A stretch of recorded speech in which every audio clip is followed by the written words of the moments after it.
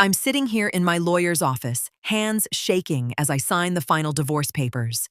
And I need to tell you what happened at my wedding reception 6 months ago. The moment I watched my husband of exactly 3 hours slip something into my wine glass. The moment I made a decision that would destroy his life in front of 200 witnesses. The moment I realized the man I married wasn't just unfaithful. He was something far, far worse. My name is Gabrielle Santos. I'm 33 years old, and I work as a senior financial analyst for a Fortune 500 company in Chicago. And before you judge what I did, before you decide whether I'm a victim or a villain, you need to hear the whole story. Because what started as the perfect fairy tale wedding ended with my husband unconscious on the floor, paramedics rushing in, and me standing over him with a microphone in my hand, telling everyone exactly what he'd done. But I'm getting ahead of myself. Let me take you back to the beginning, because you need to understand how we got here. You need to understand who Marcus Wellington was, or at least who I thought he was. Before we go any further, I need you to do something for me right now. Hit that like button, subscribe to this channel, and comment below telling me what city you're watching from, because I need to know I'm not alone in this. I need to know that someone out there understands what it's like when the person you trust most in the world becomes your worst nightmare.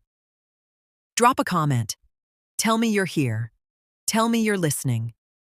Now, let me tell you about the day I met Marcus Wellington, and how a chance encounter at a charity fundraiser 4 years ago set in motion the most elaborate betrayal I've ever experienced.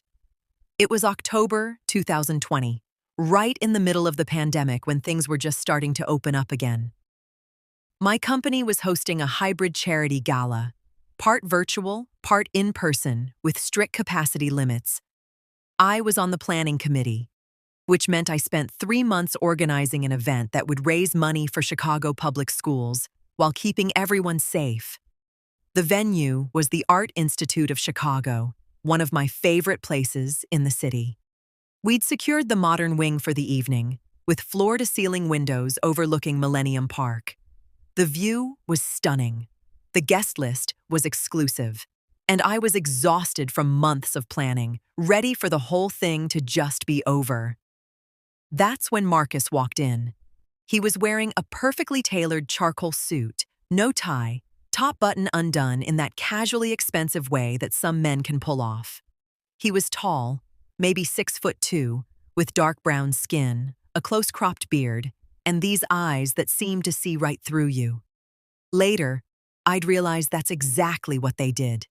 They saw through you, saw what you wanted, what you needed, what you were vulnerable to.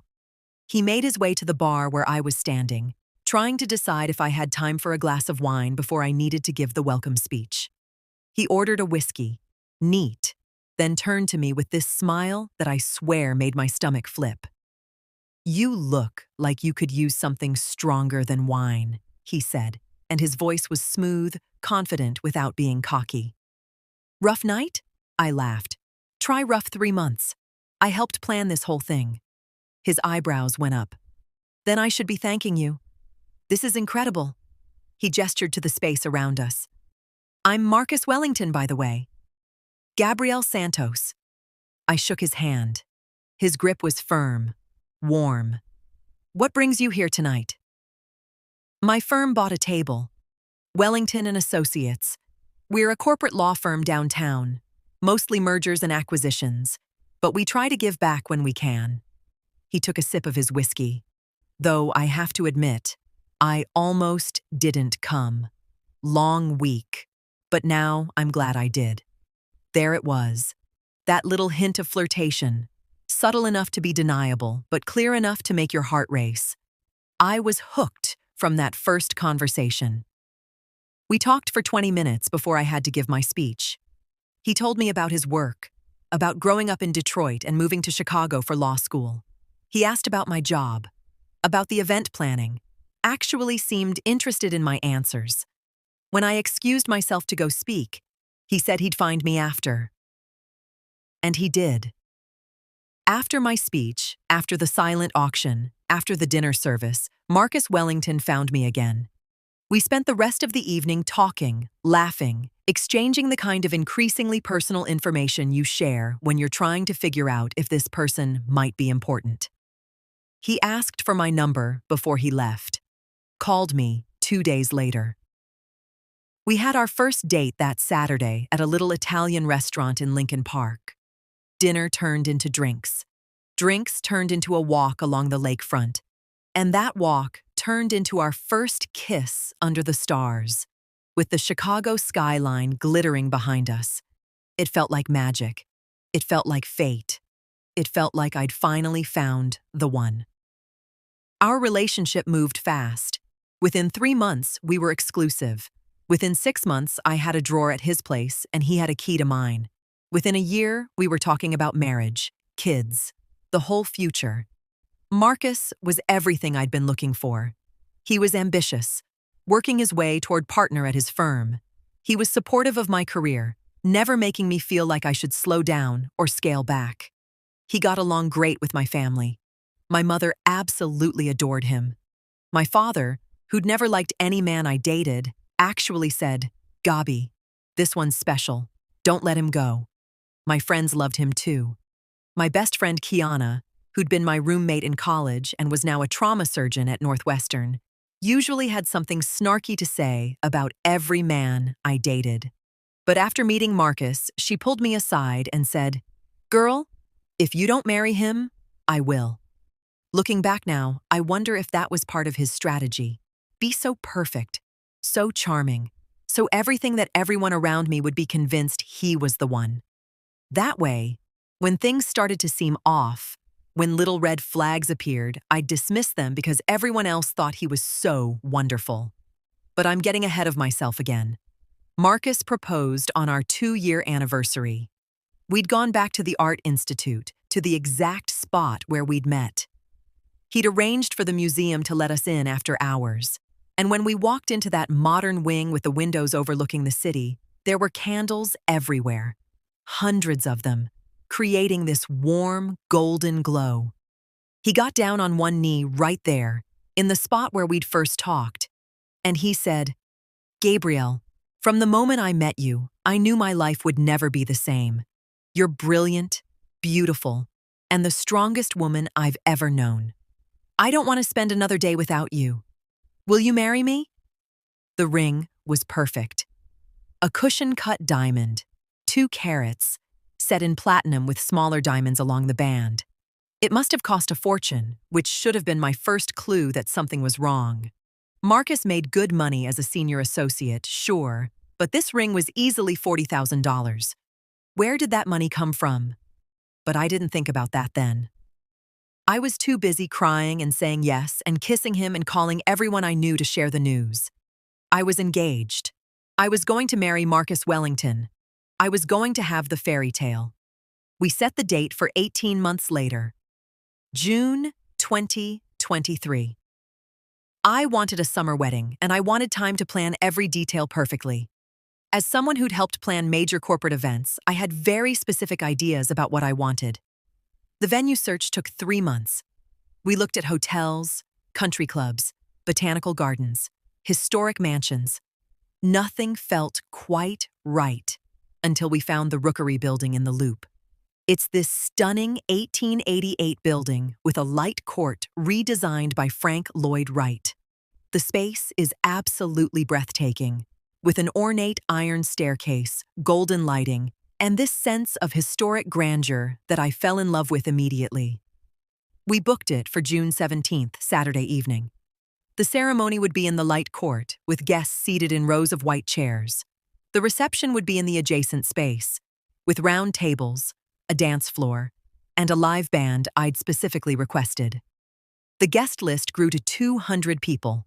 My family, Marcus's family, our friends, colleagues, people from both our firms. I designed the invitations myself, cream cardstock with gold lettering and our initials intertwined. I spent weeks on the seating chart alone, making sure everyone would be comfortable and happy. The dress took me 6 months to find. I went to 12 different bridal shops before I found the one at a boutique in River North. It was a Monique Lhuillier gown, fitted lace bodice with a full tulle skirt and a cathedral-length train. The back was all delicate lace buttons, hundreds of them running down my spine. It cost $18,000. Marcus insisted on paying for it, said it was his gift to me. Another expense that should have raised questions. But I was too caught up in wedding planning to think critically about where all this money was coming from. The wedding party was extensive. I had 6 bridesmaids, led by Kiana as my maid of honor. Marcus had 6 groomsmen, with his best friend from law school, David Chen, as his best man. We had flower girls, ring bearers, ushers, the works. Every detail was planned meticulously. The flowers, white peonies, and roses cost $12,000 alone. The band, a 10-piece ensemble that played everything from jazz to Motown to current hits, was another $15,000. The photographer and videographer package was $8,000. The cake, a 5-tier masterpiece from one of Chicago's best bakeries, was $3,000. The total cost of the wedding was approaching $200,000. My parents contributed $50,000. Marcus said his parents were contributing $50,000, and he said he'd cover the rest from his savings and a bonus he'd received at work. Looking back, the math didn't add up. But I trusted him. I loved him. I had no reason to doubt him. The week before the wedding was chaos. Final dress fitting, final vendor confirmations, rehearsal dinner, out-of-town guests arriving, a million last-minute details. I barely slept, running on adrenaline and excitement. Marcus seemed stressed too, but I assumed it was normal pre-wedding jitters. He was on his phone constantly, typing messages, taking calls. When I asked if everything was okay, he said, "Work was just crazy, busy." They were in the middle of a major merger deal, and he was trying to wrap things up before we left for our honeymoon. We were supposed to fly to Santorini the day after the wedding. 2 weeks in Greece, just the 2 of us. The honeymoon was another expense that raised questions I didn't ask. $30,000 for the resort, flights, and experiences. Marcus said it was taken care of, not to worry about it. The morning of June 17th, I woke up at 5 a.m. in a hotel suite at the Langham. My bridesmaids were already there, along with the hair and makeup team I'd hired. We had mimosas and breakfast, while the glam squad got to work. By noon, my hair was done in an elegant updo with soft curls framing my face. By 2, my makeup was flawless, dramatic but not overdone. By 3, I was stepping into my dress, with Kiana and my mother helping me with all those tiny buttons. I looked in the mirror and barely recognized myself. I looked like a bride from a magazine, like someone's fantasy of the perfect wedding day. I looked happy. I looked beautiful. I looked like someone who had no idea that in 6 hours, her entire life would implode. The ceremony started at 4. I stood in the hallway outside the light court, my arm linked through my father's, listening to the string quartet play the processional for my bridesmaids. My heart was pounding so hard, I thought everyone must be able to hear it. Then, the doors opened wide and the quartet started playing Canon in D, and everyone stood and turned to look at me. 200 faces, all smiling, all watching as I took my first steps down the aisle. And there at the end, standing under an arch of white flowers, was Marcus. He was wearing a custom black tuxedo, crisp white shirt, black bow tie. He looked devastatingly handsome. And when he saw me, he started crying. Actual tears running down his face. I made it down that aisle without tripping over my train, which felt like a miracle. My father kissed my cheek and placed my hand in Marcus's. The officiant, a friend of ours who'd gotten ordained online just for this, began the ceremony. We'd written our own vows. Marcus went first, his voice thick with emotion. Gabriel, 3 years ago, I walked into a charity gala and met the woman who would change my life forever. You are brilliant, compassionate, driven, and beautiful in ways that go so much deeper than what anyone can see. You challenge me to be better, to do better, to never settle for good enough. You are my best friend, my partner, my soulmate. I promise to love you fiercely and faithfully. I promise to support your dreams as much as my own. I promise to be honest with you, to protect you, to build a life with you that we're both proud of. I promise to be the man you deserve, today and every day for the rest of our lives. The lies rolled off his tongue so smoothly, the promises he had no intention of keeping, the vows he'd already broken before he even spoke them. Then it was my turn. I looked into his eyes, still seeing the man I thought I knew, and I said my own vows. Marcus, you walked into my life when I least expected it and completely changed everything. You've shown me what it means to be truly loved, truly seen, truly valued. You make me laugh every single day. You believe in me even when I don't believe in myself. You've given me a future I'm excited to live. I promise to be your partner in every sense of the word. I promise to support you, challenge you, love you even when it's hard. I promise to build a home with you, a family with you, a life that reflects everything we believe in. I promise to choose you every day, in the good times and the difficult ones. You are my forever, Marcus Wellington. And I can't wait to spend the rest of my life showing you how much you mean to me. We exchanged rings, simple platinum bands that we'd chosen together. The officiant pronounced us husband and wife. Marcus kissed me in front of everyone, dipping me back dramatically while people cheered and applauded. We walked back down that aisle as husband and wife, grinning like idiots, waving to our guests. We posed for formal photos for an hour while our guests enjoyed cocktail hour. The photographer had us laughing, kissing, looking at each other with all the love and hope in the world. Those photos are in a box in my storage unit now. I can't look at them. Can't stand to see how happy I looked, how utterly clueless I was about what was coming. The reception started at 6. The doors to the main space opened and guests filed in, finding their seats at tables draped in ivory linens with towering centerpieces of white flowers. The lighting was perfect, warm and romantic, without being too dim. The band was set up on a small stage at one end of the room. Marcus and I were announced as Mr. and Mrs. Wellington for the first time. More cheers, more applause. We went straight into our first dance, At Last, by Etta James. Marcus held me close and whispered, "I love you so much, Mrs. Wellington." Mrs. Wellington. I'd changed my name, hyphenated it to Santos Wellington.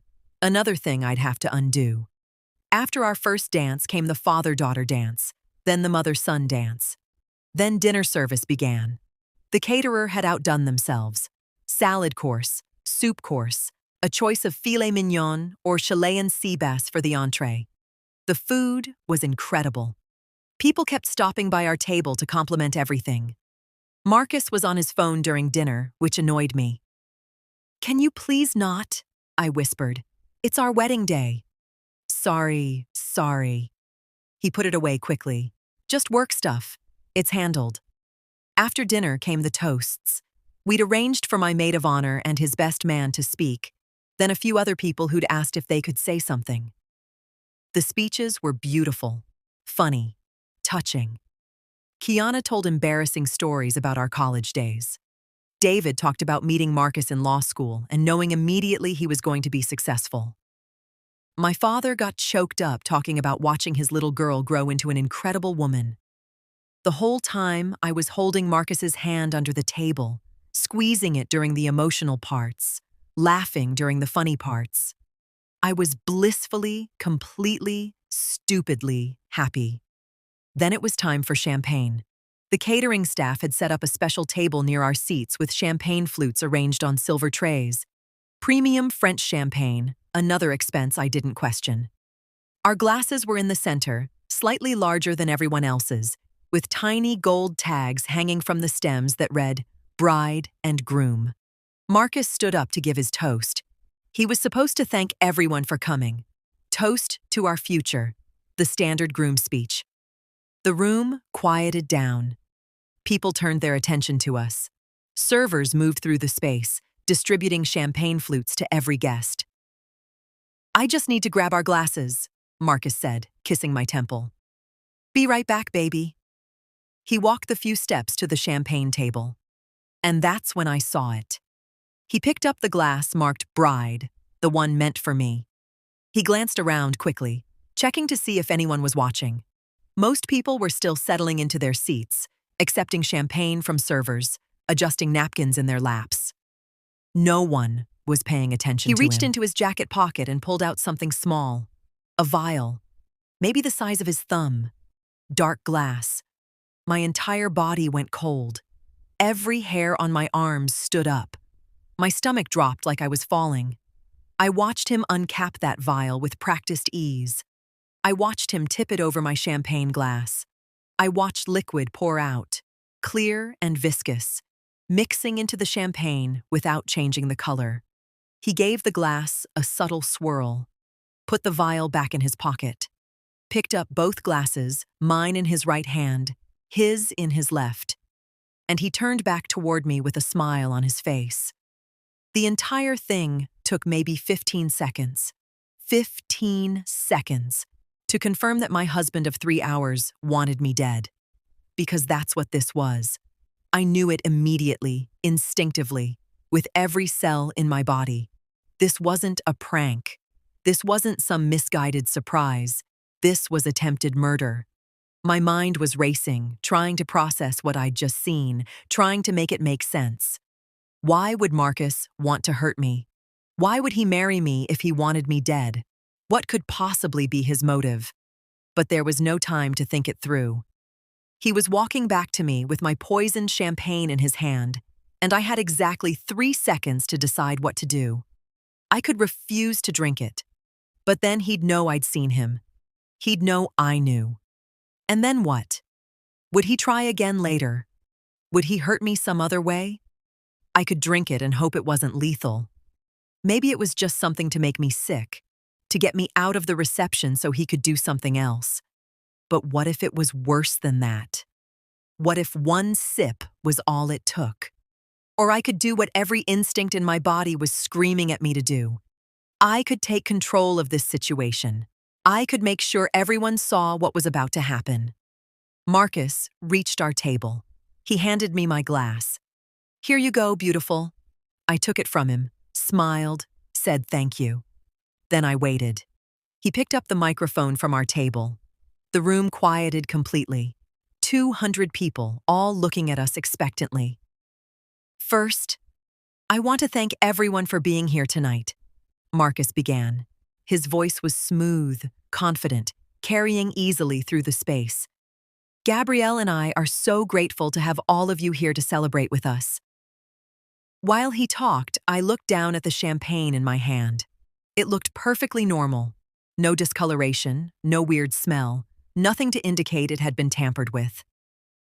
Which meant whatever he'd put in it was professional grade. Planned. Premeditated. My hands were shaking, but I forced them to steady. I couldn't let him see that I knew. Not yet. "I've been thinking about what to say today," Marcus continued. "How to put into words what Gabrielle means to me. But the truth is, words aren't enough. She's extraordinary in every way.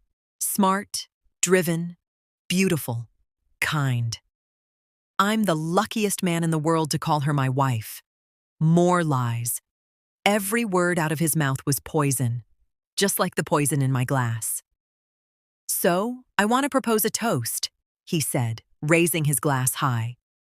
"To my wife, Gabrielle Santos Wellington. Thank you for choosing me. Thank you for loving me. Thank you for giving me the greatest gift of all, a future with you by my side." Everyone raised their glasses. 200 people, all smiling, all ready to drink to our happiness. "To Gabrielle," Marcus said, his eyes locked on mine. "To Gabrielle," the room echoed. And that's when I made my move. Instead of bringing my glass to my lips, I stood up, picked up my own microphone from the table. Every eye in the room shifted to me. "Wait," I said, my voice carrying clearly.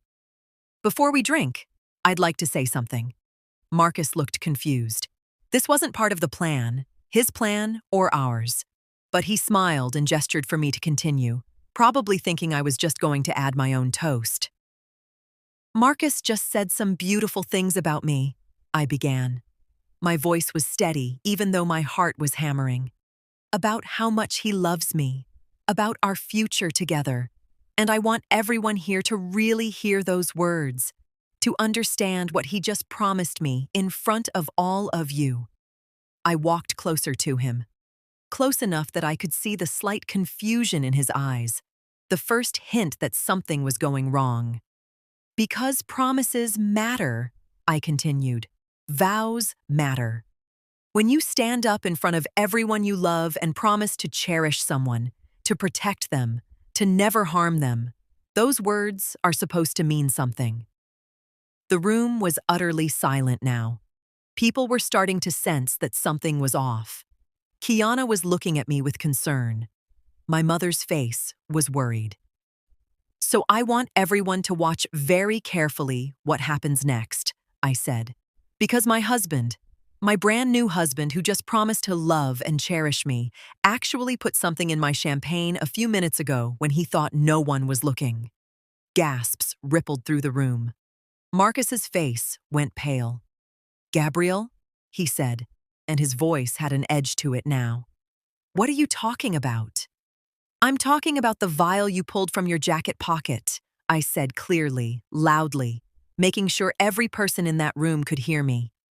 I'm talking about the liquid you poured into this glass right here. I held up my champagne. I'm talking about the fact that you just tried to drug me at our own wedding reception. The room erupted. People were standing, shocked voices rising. Marcus was shaking his head, his face a mask of confusion and concern that would have been convincing if I hadn't seen what I'd seen. That's insane, he said. Gabrielle, baby, you're not making sense. I didn't put anything in your drink. Why would I do that? That's exactly what I'd like to know, I said.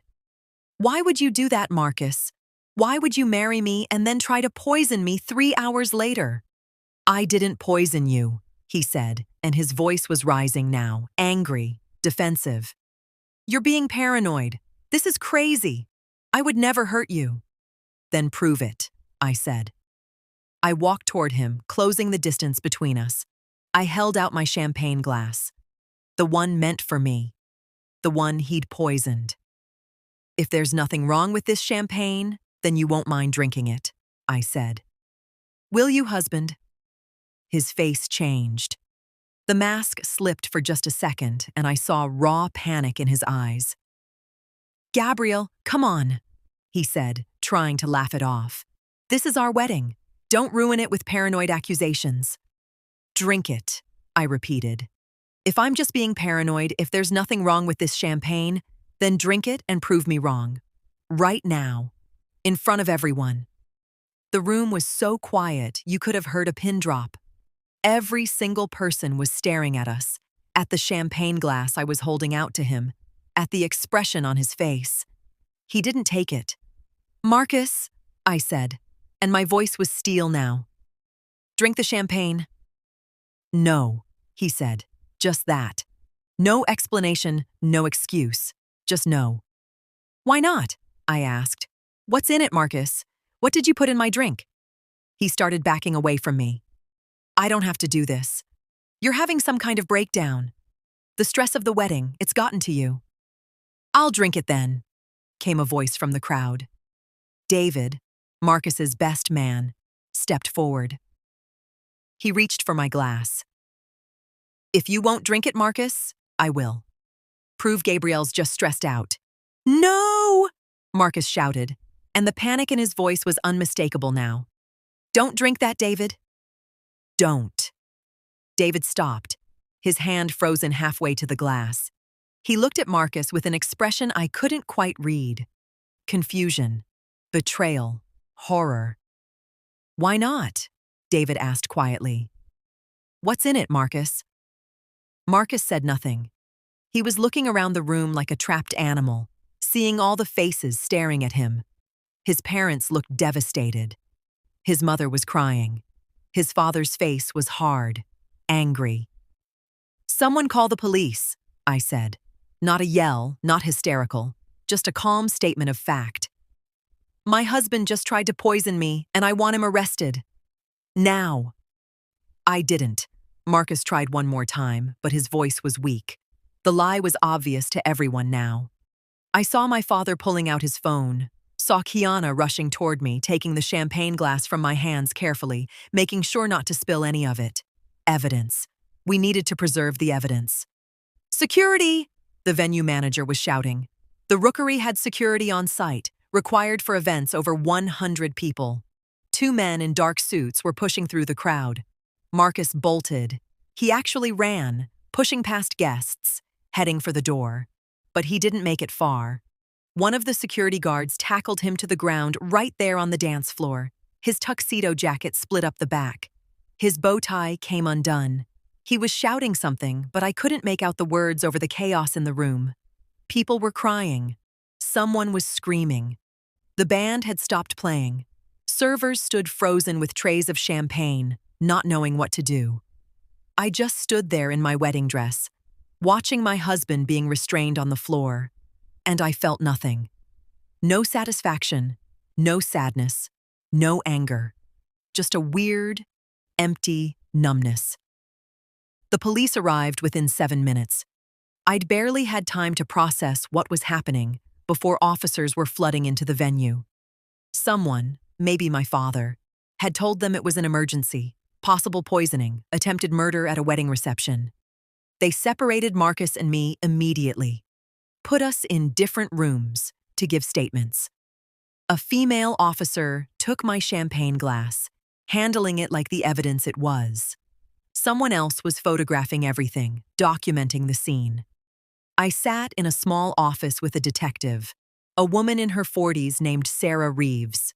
She was kind but professional, asking me to walk through exactly what I'd seen, what I'd done.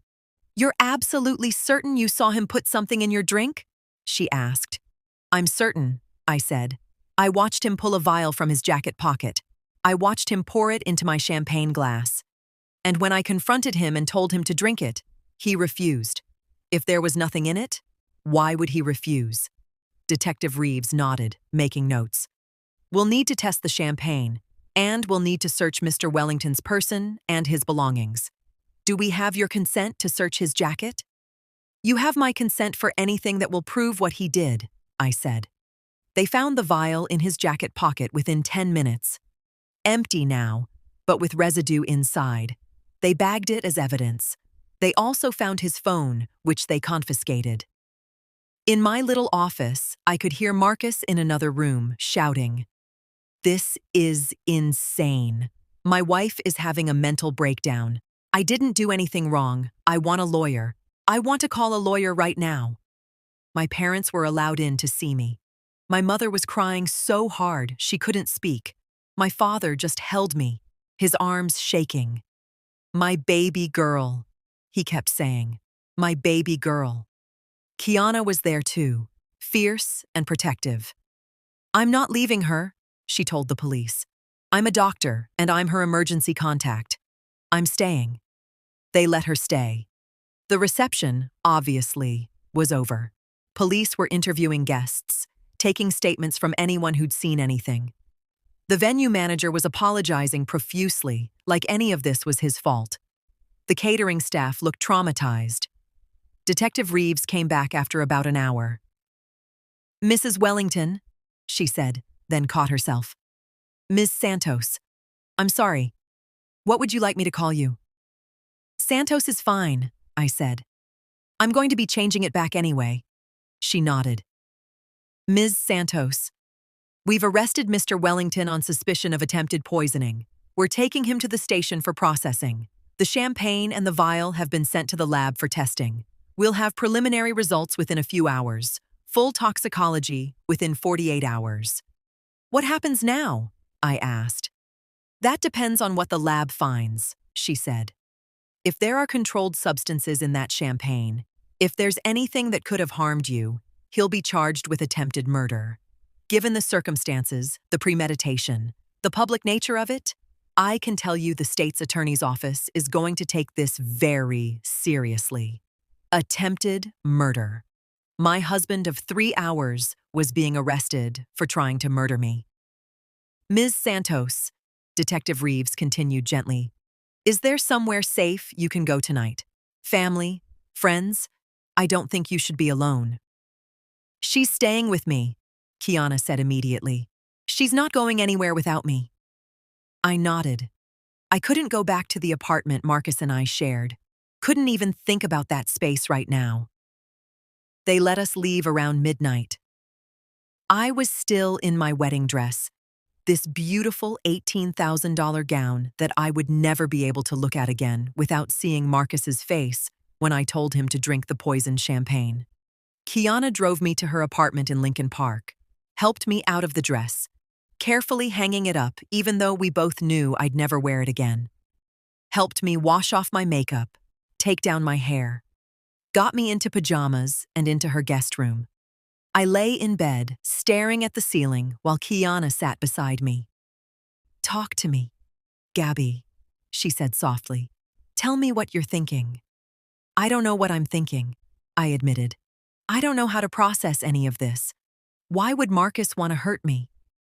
We just got married. We were supposed to leave for Greece tomorrow. We were supposed to start our life together. He's sick, Kiana said. Whatever his reason, he's sick and dangerous, and thank God you saw what he did. Thank God you trusted your instincts. But had I trusted my instincts? Or had I just gotten lucky? If I'd been looking at my phone instead of at the champagne table, if I'd been talking to a bridesmaid, if I'd been literally anywhere else in that moment, I never would have seen him. I would have drunk that champagne. And then what? I didn't sleep that night. Couldn't. Every time I closed my eyes, I saw Marcus pouring that vial into my glass. Saw his face when I confronted him. Heard him shouting that I was having a breakdown, that he hadn't done anything wrong. Detective Reeves called the next morning at 8. Ms. Santos, the preliminary lab results are back. The champagne contained rohypnol and a heavy sedative, midazolam. The dose was extremely high. If you had consumed that drink, you would have lost consciousness within minutes. Given your size and the amount in the glass, the medical examiner believes you would have stopped breathing within the hour. I sat down hard on Kiana's couch. He was trying to kill me. Yes, ma'am. He was. We're formally charging him with attempted first-degree murder, along with several related charges. His bail hearing is tomorrow. I wanted to let you know that the state's attorney is going to argue for no bail. We believe Mr. Wellington is an extreme flight risk and a danger to you. Thank you, I managed to say. After I hung up, I told Kiana what Detective Reeves had said. My best friend's face went through about 6 different emotions before settling on rage. That motherfucker, she said. That absolute motherfucker. Gabby, he was going to kill you on your wedding night and make it look like, what? An accident? A medical emergency? That's exactly what he was going to do. I would have gone to sleep, probably in our honeymoon suite. I wouldn't have woken up. Hotel staff would have found my body in the morning. Young bride, tragic death.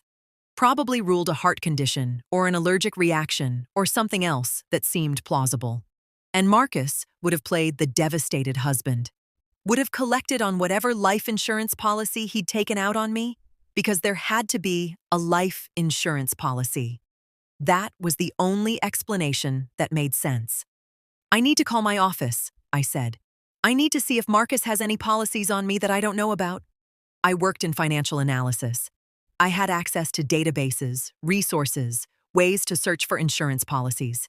It took 3 hours of phone calls and database searches, but I found it.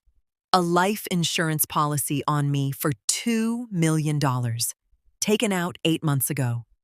Marcus had forged my signature on the application. I'd never seen the paperwork, never been told about it. He was the sole beneficiary. $2 million. That's what my life was worth to him. That's why he'd married me, knowing he was going to kill me. He needed to be my husband to collect the insurance money. I called Detective Reeves immediately, told her what I'd found. She sounded grimly satisfied. That's motive. Thank you, Ms. Santos. This makes our case even stronger. The bail hearing happened the next day. I didn't go. Couldn't bring myself to see Marcus again. But Detective Reeves called me after to tell me the judge had denied bail. Marcus would stay in custody until trial.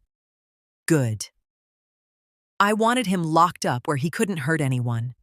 The story hit the news that afternoon. Chicago Bride exposes poisoning attempt at wedding reception was the headline.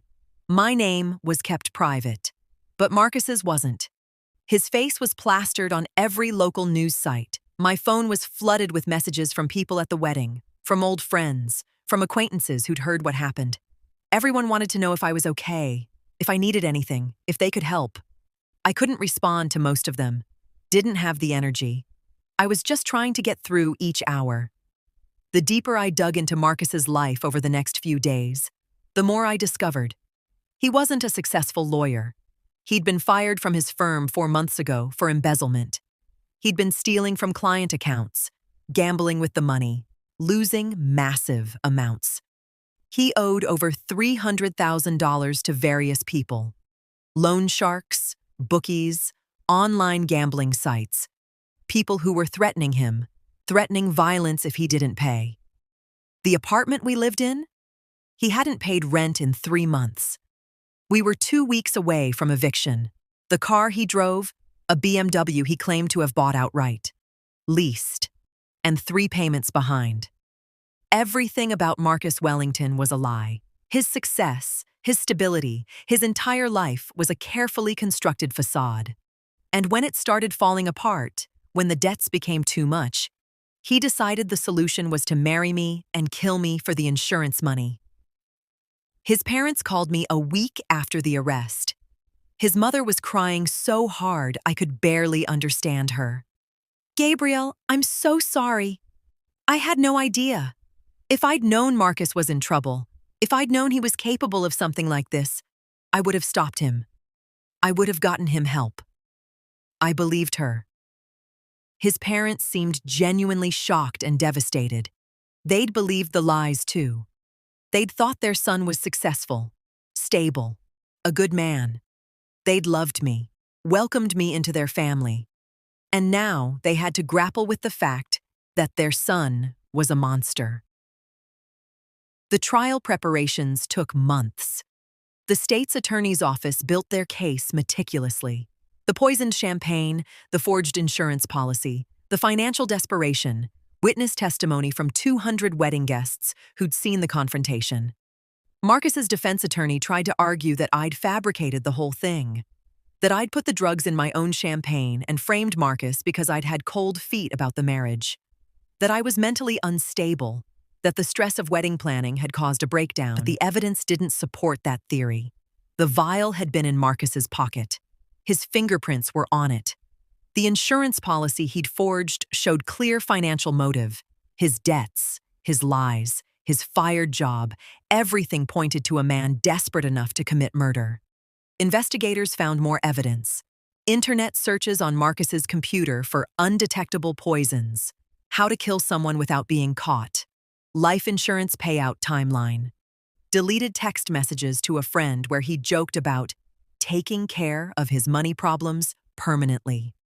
The friend had come forward, horrified. I thought he was kidding, the guy told police. He was always making dark jokes when he was stressed. I never thought he was serious. But he'd been deadly serious. He'd planned this for months. The engagement, the wedding, all of it was just setting the stage for my murder. They found evidence of other things too. An affair he'd been having with a paralegal at his old firm. Messages where he'd told her he was going to leave me, that he just needed to handle things first. Handle things. That meant kill me. The paralegal, a woman named Jennifer, was called as a witness. She testified that Marcus had told her he was planning to divorce me, that the marriage was a mistake, but divorce would have left him with nothing. He'd have lost his claim to my assets, my salary, my life insurance. Murder was more profitable. I had to testify at the trial, had to sit on that stand and relive the whole thing. The prosecutor walked me through every detail: what I'd seen, what I'd done, why I'd confronted Marcus in front of everyone instead of just refusing to drink the champagne. I needed witnesses, I said. I needed everyone in that room to see what he'd done, to see his reaction when I confronted him. Because if I'd just refused to drink it quietly, he could have disposed of the evidence. He could have claimed I was lying. But with 200 people watching, he couldn't deny it. He couldn't get away with it. Marcus's attorney tried to break my testimony apart on cross-examination, suggested I'd been drinking before the reception, that my judgment was impaired, suggested I'd been on anxiety medication that might have made me paranoid. But I held firm. I knew what I'd seen. I knew what Marcus had done, and I wasn't going to let his lawyer twist the truth. The jury deliberated for 6 hours. 6 hours, while I sat in the hallway outside the courtroom with my family, with Kiana, waiting to hear if justice would be served. When they came back, the verdict was unanimous: guilty on all counts: attempted first-degree murder, forgery, insurance fraud. Marcus collapsed when he heard the verdict, actually fell to the floor, sobbing. His attorney had to help him up. His parents were crying in the gallery behind him. I felt nothing. No relief, no satisfaction, just emptiness. The sentencing hearing was 2 weeks later. The judge gave Marcus 25 years without possibility of parole. He'd be in his late 50s when he got out. "Mr. Wellington," the judge said, looking at him with disgust, "you married a woman with the premeditated intention of murdering her for financial gain. You betrayed her trust in the most profound way possible. You showed no remorse, no acknowledgement of the severity of your actions. This court believes you are a danger to society and to Ms. Santos specifically. I'm imposing the maximum sentence allowed by law." Marcus tried to give a statement before they took him away. Tried to say he was sorry, that he'd made mistakes, that he loved me and never meant to hurt me. The judge cut him off. "Mr. Wellington, you purchased drugs with the intent to kill your wife. You forged documents to ensure you'd profit from her death. You planned this for months. Those are not mistakes. Those are calculated, cold-blooded actions. I don't want to hear another word from you. Take him away." And just like that, Marcus Wellington was gone from my life, led out of the courtroom in handcuffs, heading to prison for the next 25 years. I thought I'd feel something when it was over. Closure, maybe. Relief. But I just felt tired. So incredibly tired. The annulment was quick. The marriage had lasted 3 hours, hadn't been consummated, and one party had literally tried to murder the other. The judge granted the annulment immediately. Legally, the marriage had never existed. I went back to being Gabrielle Santos, changed my name back on all my documents, my work ID, my credit cards, erased every trace of Mrs. Wellington. The insurance company returned the $2 million policy payout to themselves and sent Marcus's case to their fraud division. They were pursuing their own charges against him. He'd be in debt for the rest of his life, even after prison. The wedding vendor refunds helped financially. The venue, the caterer, the florist, everyone returned their fees. My parents got their contribution back. I used the money to pay for therapy because I needed it desperately. PTSD is real. Even 6 months later, I still have nightmares about that night. About drinking the champagne before I saw him poison it.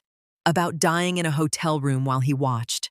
About all the ways it could have gone differently. I don't trust easily anymore. Don't know if I ever will again. How do you trust anyone after the person you trusted most, the person you married, tried to kill you? My therapist says it's going to take time, that healing isn't linear, that some days will be better than others. And she's right. Some days I'm okay, functional, able to work and see friends and live something resembling a normal life. Other days, I can barely get out of bed, can barely function because the weight of what almost happened crushes me. But I survived. That's what I keep reminding myself. Marcus tried to kill me, and I survived. I saw what he was doing. I trusted my instincts. I protected myself. I'm alive because I paid attention. I want everyone watching this to understand something crucial. Trust your instincts. Always. If something feels wrong, it probably is. If someone's behavior doesn't make sense, pay attention to that. Don't rationalize it away. Don't make excuses for people. If I had ignored what I saw, if I'd convinced myself I was being paranoid, or that Marcus couldn't possibly be doing what I thought he was doing, I'd be dead right now. My instincts saved my life. Watch for the warning signs. Financial secrecy, unexplained debts, sudden insurance policies you didn't agree to, changes in behavior, lying, even about small things. Because small lies lead to big lies, and big lies can be deadly. Marcus showed me who he was in little ways before that night. He lied about small things, work situations, how much he'd spent on something. He was secretive with his phone, his computer. He got defensive when I asked basic questions about finances. I dismissed all of it because I loved him, because I wanted to believe he was the person he claimed to be. But the warning signs were there. I just didn't want to see them. I'm not dating. Can't imagine trusting someone like that again. Maybe someday, with a lot more therapy. But right now, I'm focusing on myself, on healing, on rebuilding my life. I went back to work 3 months after the trial. My company had been incredibly supportive, giving me all the time I needed. My colleagues were kind, careful, treating me with a gentleness I appreciated even when it made me feel fragile. I'm good at my job. Financial analysis, risk assessment, seeing patterns in numbers. Maybe that's what saved me that night. My analytical mind saw something wrong and immediately started calculating risks and solutions. I sold the engagement ring, took it to a jeweler and got $15,000 for it. Used the money to donate to a domestic violence organization and a group that helps women escape dangerous situations. If I couldn't save myself with that ring, maybe I could help save someone else. The wedding dress is still in storage. I can't bring myself to sell it or donate it or even look at it. Maybe someday I'll be able to let it go. But right now, it's just sitting in a box, a beautiful, expensive symbol of the worst day of my life. My family has been amazing. My parents check on me constantly. My father still looks like he wants to find a way to hurt Marcus, even though Marcus is already in prison. My mother cries every time she sees me, grateful I'm alive but heartbroken that I had to go through this. My brother has become aggressively protective. He's texted me every single day since the wedding, just to make sure I'm okay. He's offered to move in with me, to install security systems, to do whatever I need to feel safe. And Kiana. God, Kiana has been my rock through all of this. She's let me stay at her place when I can't be alone. She's held me while I cried. She's sat with me in silence when there were no words. She's made sure I eat, sleep, go to therapy, take care of myself. You survived, she tells me all the time. You're a survivor, Gabi. Not a victim, a survivor. I'm trying to believe that. Trying to see myself that way. Some days it's easier than others. There's been media interest, of course. My story went national. Producers reached out wanting to do documentaries, true crime episodes. I've turned them all down. This isn't entertainment. This is my life, my trauma. I'm not ready to package it for public consumption. But I am telling it now, here, in my own words, because I think it's important.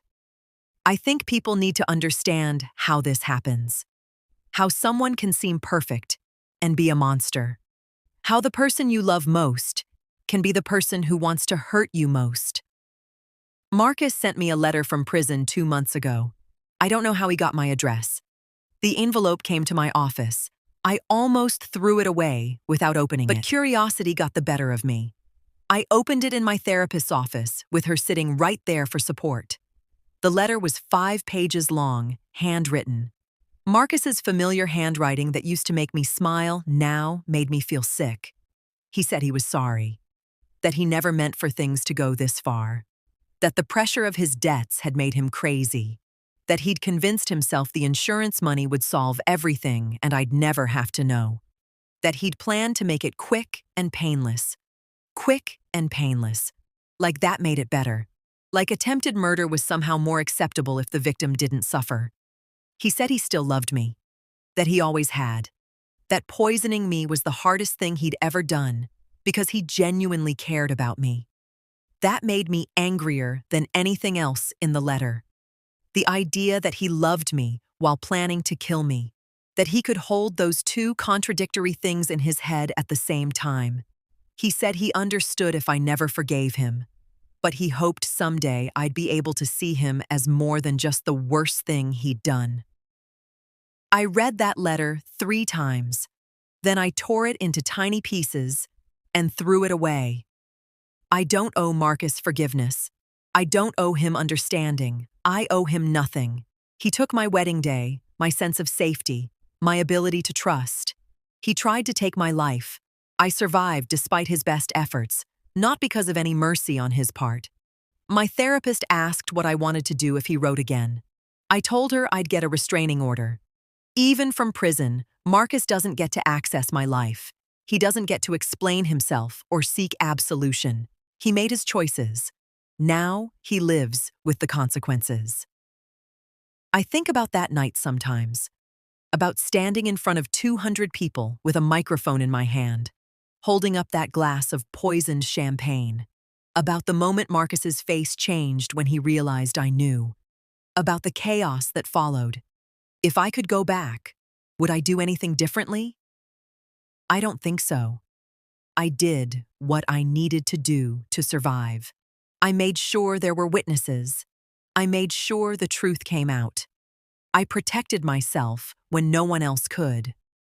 But I also think about the Gabrielle who existed before that night. The one who believed in love, who trusted easily, who thought the world was fundamentally good. That Gabrielle died in that moment. She's gone forever. This Gabrielle, the survivor, is harder, more cynical, quicker to see threats, slower to trust. And I don't know if that's better or worse. I don't know if I like this version of myself. My therapist says it's normal to grieve the person you were before trauma, that it's okay to miss that innocence even while recognizing that it left you vulnerable, that becoming harder doesn't mean you can't also become whole again. I'm working on it, working on healing, working on finding some kind of peace with what happened and who I am now. I'm also working on helping others. I've started speaking at domestic violence prevention events, sharing my story with women who might be in danger, teaching them to watch for warning signs, to trust their instincts, to act quickly when something feels wrong. Because here's the truth that most people don't want to hear.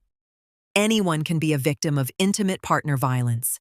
It doesn't matter how smart you are, how successful, how careful. If someone decides to hurt you, if someone decides your death would benefit them, you're at risk. The statistics are horrifying. 1 in 4 women will experience severe, intimate partner violence in their lifetime. 1 in 7 men. And those are just the reported cases. How many people suffer in silence? How many people don't see the warning signs until it's too late? I got lucky. I saw Marcus poison my drink. I had the presence of mind to act. I survived, but so many people don't. So many people trust their partners completely and pay for that trust with their lives. So please, if you're watching this and something about your relationship feels wrong, pay attention to that feeling. If your partner is secretive about money, if they've taken out insurance policies you didn't agree to, if they're suddenly interested in your daily routines and habits, if they're pushing you to update your will or change your beneficiaries, please be careful. Those might be innocent things, or they might be someone planning your death. Trust your instincts. Document everything. Tell someone you trust what's going on. Make a safety plan. And if you need to leave, leave quickly and quietly. Don't give them warning. Don't give them a chance to stop you. Because once someone has decided you're worth more dead than alive, your time is limited. You have to act fast. I'm alive today because I acted fast. Because I trusted what I saw over what I wanted to believe. Because I made sure everyone knew what Marcus had done. And I'm going to spend the rest of my life making sure other people know they can survive too. That they can trust themselves. That they can fight back. Marcus took a lot from me. My wedding day, my trust, my innocence, years of therapy ahead of me. But he didn't take my life. He didn't take my voice. And he didn't take my determination to make sure this never happens to someone else, if I can prevent it. So that's my story. That's what happened the night my husband of 3 hours tried to murder me at our own wedding reception. That's how I survived. That's how I'm still here. If this story helped you in any way, if it resonated with you, if it taught you something or reminded you to trust your instincts, please share it. Hit that like button. Subscribe to this channel. Comment below telling me where you're watching from and if you've ever had to trust your instincts in a dangerous situation. I want to build a community of survivors. People who refuse to be victims. People who fought back and won. People who are still here, still standing, still surviving despite everything that's tried to break them. Marcus Wellington is in prison for 25 years. I'm free, I'm healing, I'm surviving. And every day I wake up alive is another day I've won. Thank you for listening to my story. Thank you for believing me. Thank you for being here. My name is Gabrielle Santos. I'm 33 years old. I'm a financial analyst, a daughter, a sister, a friend, and a survivor. And I'm not going anywhere. Stay safe out there. Trust your instincts. Protect yourself. And remember that you are stronger than anyone who tries to hurt you. You can survive. I'm proof of that.